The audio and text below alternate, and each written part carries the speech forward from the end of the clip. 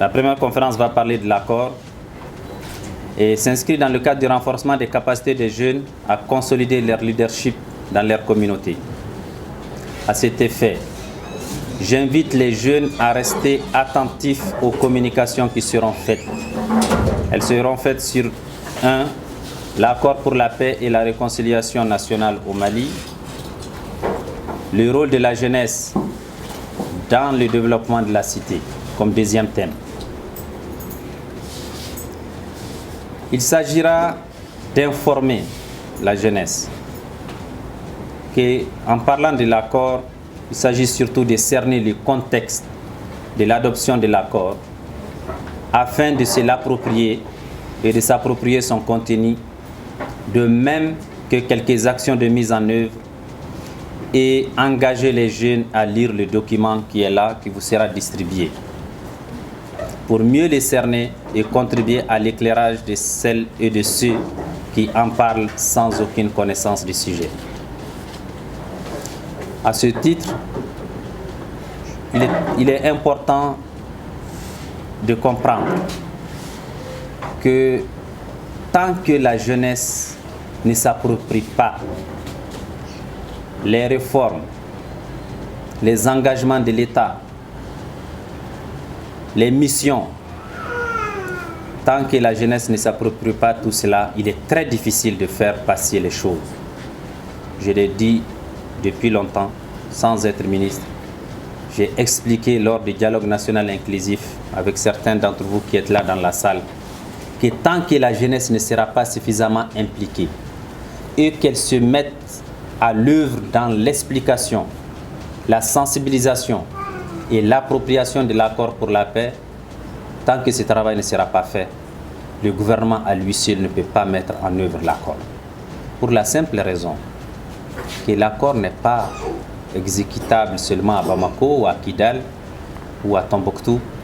C'est un engagement de la République du Mali qui est le fruit des compromis et des consensus entre les enfants du Mali pour faire avancer les idéaux nobles de la paix et de la réconciliation.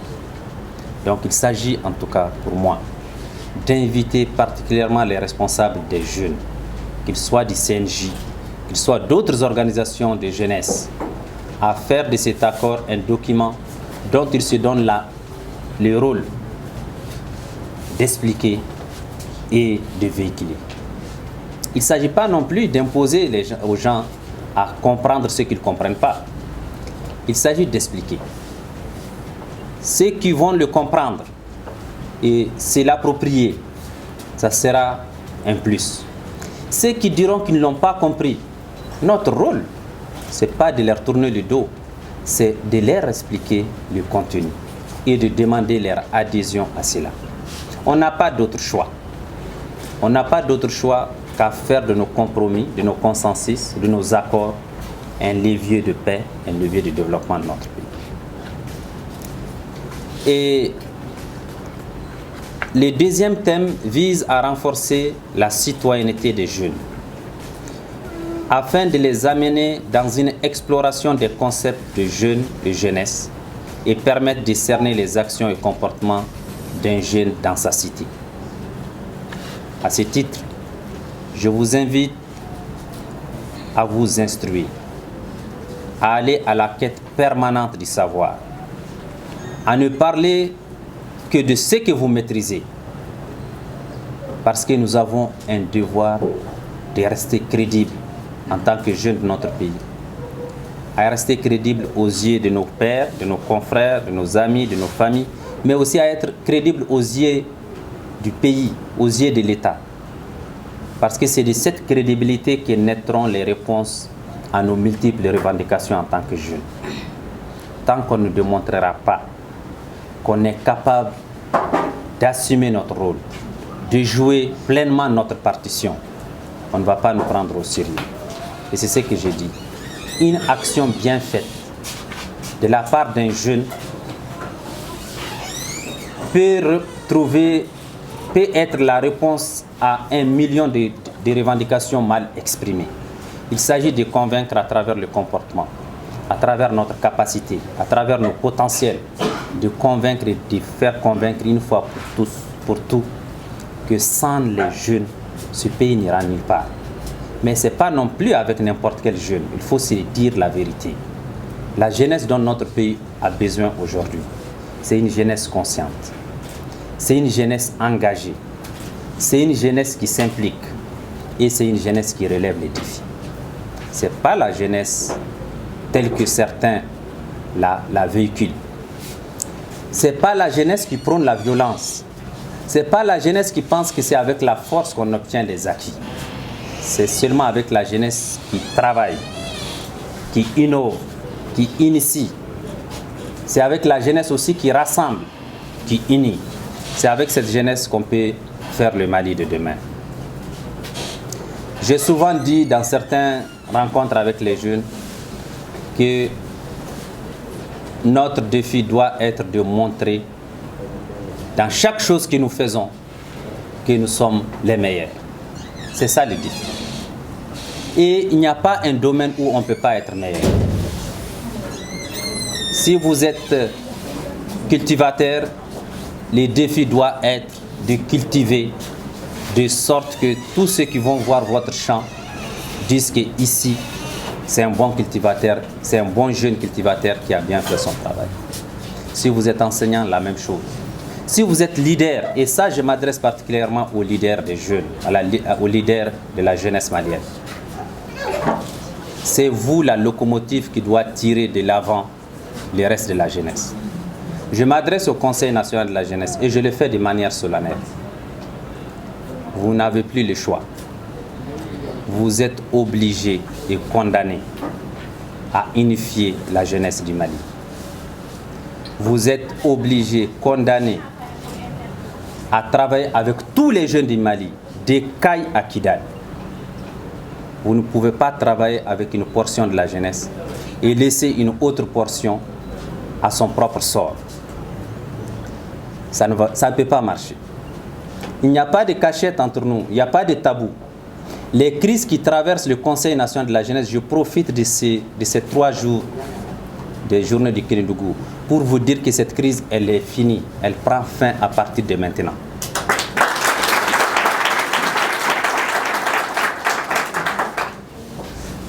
Elle prend fin parce qu'on n'a plus le luxe, on ne peut plus s'offrir le luxe de laisser des gens jouer à l'enfantillage avec l'avenir de notre jeunesse. Personne ne le fera.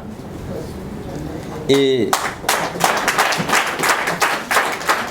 ce que j'ai vu ici à Sikasso, c'est ça la jeunesse avec laquelle je veux travailler. L'exemple que vous m'avez donné en répondant massivement à l'appel que je vous ai lancé hier, en vous disant de donner votre sang pour sauver des vies. Ce matin, on a été obligé d'arrêter pour venir faire cette conférence. On est à 50 poches de sang en moins de 2 heures de dons. C'est ça. C'est ça la jeunesse du Mali avec laquelle je vais travailler. C'est ça la jeunesse du Mali pour laquelle je suis prêt à me battre. Et c'est avec cette jeunesse que nous allons construire le Mali d'aujourd'hui et le Mali de demain. Donc je vous invite à persévérer dans ce sens. La citoyenneté, le civisme, le patriotisme, ce n'est pas des vains mots. Il ne s'agit pas de crier, de dire « Unis, nous bâtissons le Mali » pour qu'on vous croie. Moi, je ne vous crois pas en criant « Unis, nous bâtissons le Mali ». Je vous crois quand vous donnez votre sang comme vous l'avez fait ce matin. Je vous crois quand vous organisez des soirées comme celle d'hier soir avec des milliers de personnes qui ont chanté la paix, qui ont dansé la paix, qui ont prôné la paix et qui sont prêts à continuer à se battre pour la paix. Là, je peux vous croire en le faisant. Je vous crois quand, pendant ces conférences, vous remplissez les salles et vous passez les messages. Je vous crois quand vous distribuez des masques, des gels. Je vous crois quand vous répondez positivement aux appels de la nation. Oui, avec cette jeunesse, je peux croire qu'ensemble, unis, nous bâtissons le Mali.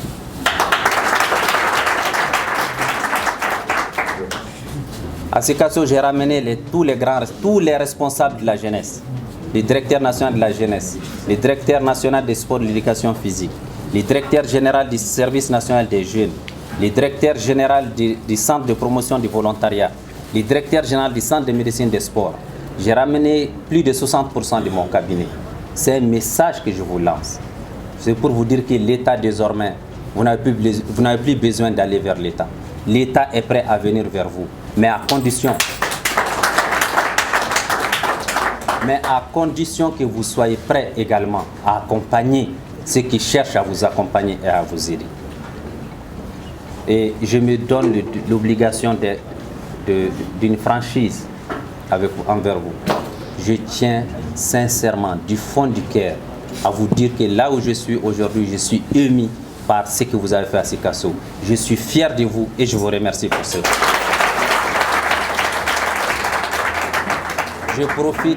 Je lance le même appel au conseil régional, aux conseils régionaux de jeunesse de tout le Mali, de Caille à Kidal, au conseil national de la jeunesse, au mouvement des pionniers, à l'association des élèves et étudiants du Mali, aux organisations de jeunesse, aux organisations de scouts, aux organisations de la jeune chambre internationale. À tous, je les invite à se rejoindre, à dépasser les corporations, les dénominations de structures, à se mettre ensemble et à se dire une chose. Nous sommes les jeunes du Mali, nous sommes les jeunes du Mali qui doivent construire le Mali d'aujourd'hui. Nous sommes les jeunes du Mali qui doivent construire le Mali de demain. Sur ce, je déclare ouvert cette conférence et je vous souhaite une très bonne séance de travail.